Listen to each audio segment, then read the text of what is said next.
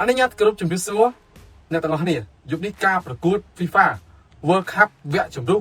ពានរង្វាន់2025 2026បានត្រឡប់មកសាជាថ្មីក្នុងយប់ទី2ទៀតហើយបងប្អូនបាទហើយយប់នេះគូប្រកួតសុទ្ធតែខ្លាំង admin សុំលើកយកទៅ2គូទេមិនចាច់ជូនបងប្អូនលេងកំសាន្តទាំងគ្នាយប់នេះប៉ូទុយហ្គាល់ក្រុមពូដោបងប្អូនបាទកុំភ្លេចចូលរួម comment នៅខាងវីដេអូនេះទាំងអស់គ្នាបាទហើយ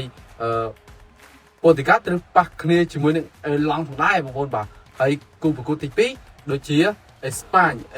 ប៉ះជាមួយនឹងស៊ឹកស៊ីផងដែរបងកុំភ្លេចចូលរួម comment នៅខាងក្រោមវីដេអូនេះចាំមើលតើក្រុមទាំងពីរនេះអាចនឹងរកគ្រាប់បានប្រមាណគ្រាប់ចាំមើលតើពូដោយើងអាចនឹងរកគ្រាប់បាទ